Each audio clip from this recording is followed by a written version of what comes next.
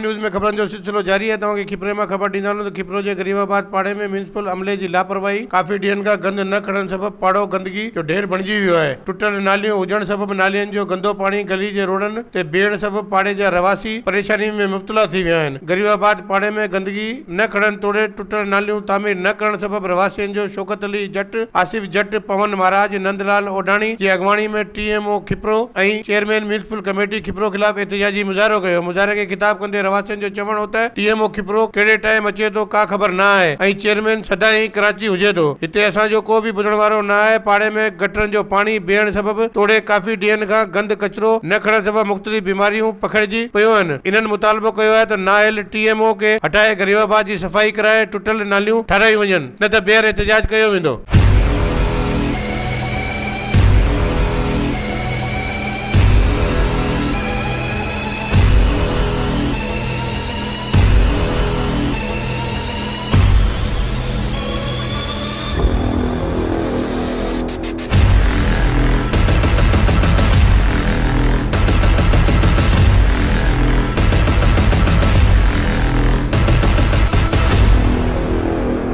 तो घटी साईं हालत ॾिसो, इंतज़ाम जी नाली ॾिसो तो ही ॾिसो घटी सॼी भरी पई आहे पाणी खां। पाण खोलिया घटी नाली।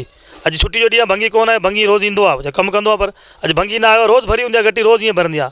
ऐं रोड जी हालत तव्हां ॾिसो, मायूं मटनि पियूं, बच्चा मटनि पिया, को मंदरु वञे, को मस्जिद वञे, को कपिड़ा ख़राबु ज़लील सुबुह शाम, ही गली भरी पई आहे। हाणे न को इंतज़ाम रोड ठाहे थी, न को ॿियो को करे। हीअ रोड असां ठाहियो आहे पंहिंजो, हेॾा ॾिसो, हे 5 पैसनि खां ठाहियो असां रोड। ही मां ठाहियो रोड 5 पैसनि खां। 10 बोरी सीमेंट ॼणी आहे, अधु सैकड़ो रेती लॻाई, रोड लॻाई, मां ठाहियो आहे।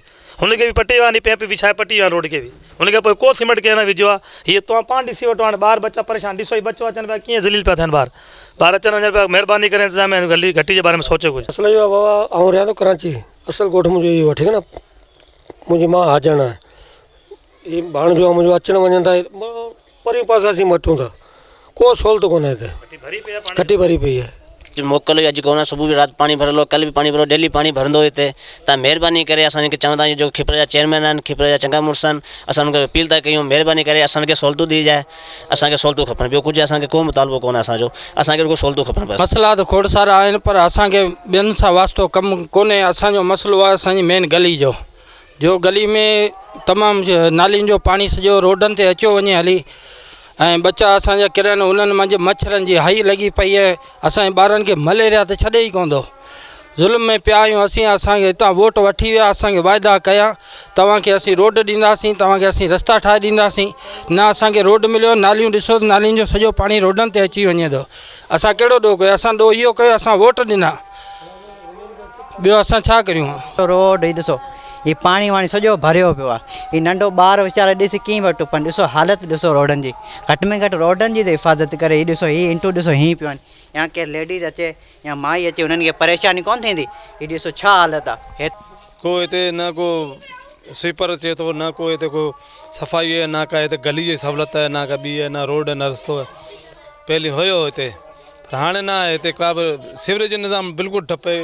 बरसाति जे टाइम ते हिते पाणी एतिरो गोॾे गोॾे पाणी भरिजी थो वञे। इंतज़ाम वोट वाइदा कंदा आहिनि, पर असां वफ़ा न कंदा आहिनि। उहे कोई वफ़ा न कंदो। असां वज़ीर अला सिंध, वज़ीर अदम पाकिस्तान, असां हुननि खे अपील कयूं था, तर्जा जेके बि नुमाइंदा आहिनि चूंडियल, हुननि खे अपील कयूं था असांजो मसइलो हल कयो। वधीक ख़बरनि ऐं तफ़सील जे लाइ विज़िट कयो असांजी वेबसाइट awami news hd.com ऐं ॾिसंदा रहो Awami News HD।